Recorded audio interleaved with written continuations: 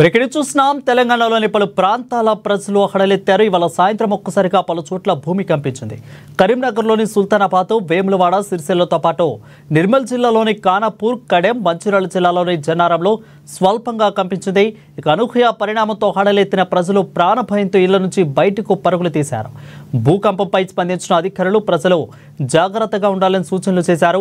సురక్షిత ప్రాంతాల్లో ఉండడం బెటర్ అని ఆదేశాలు జారీ చేశారు. కాగా ఇటీవలే రామగుండం పారిశ్రామిక ప్రాంతంలో భూమి కంపించింది. ఇక సమయంలోనే మరోసారి భూకంపం వచ్చే అవకాశం ఉందని నిపుణులు హెచ్చరికలు జారీ చేశారు.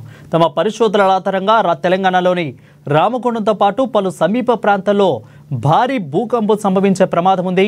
అయితే ఇక భూకంపం హైదరాబాదు, వరంగల్, అమరావతి వరకు చేరే అవకాశం ఉందని పేర్కొన్నారు. ఇక భూకంపాల విషయంలో అప్రమత్తంగా ఉండాలని సూచనలు చేశారు అధికారులు.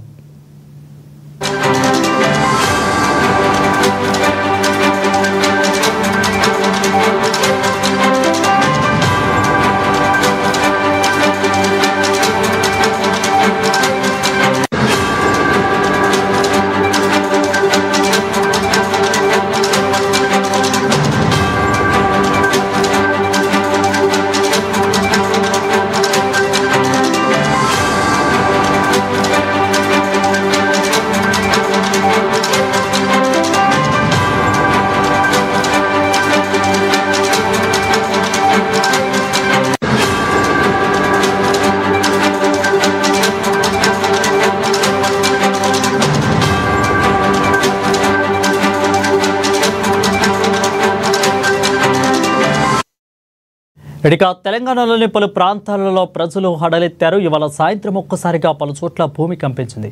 కరీంనగర్లోని సుల్తానాబాద్, వేములవాడ, ఇక సిరిసిల్లతో పాటు నిర్మల్ జిల్లా ఖానాపూర్, కడెం, మంచిర్యాల జిల్లాలోని జన్నారంలో స్వల్పంగా కంపించింది. అనూహ్య పరిణామంతో హడలెత్తిన ప్రజలు ప్రాణభయంతో ఇళ్ల నుంచి బయటకు పరుగులు తీశారు. భూకంపంపై స్పందించిన అధికారులు ప్రజలు జాగ్రత్తగా ఉండాలని సూచనలు చేశారు. సురక్షిత ప్రాంతాల్లో ఉండడం బెటర్ అని ఆదేశాలు జారీ చేశారు. కాగా ఇటీవలే రామగుండం పారిశ్రామిక ప్రాంతాలలో భూమి కంపించింది. ఇక అదే సమయంలో మరోసారి కంపించడం భూకంపం వచ్చే అవకాశం ఉందని నిపుణులు హెచ్చరికలు జారీ చేశారు.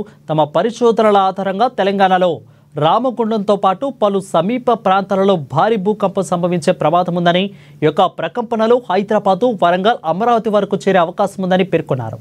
ఇక భూకంపాల విషయంలో అప్రమత్తంగా ఉండాలని అధికారులు సూచనలు చేశారు.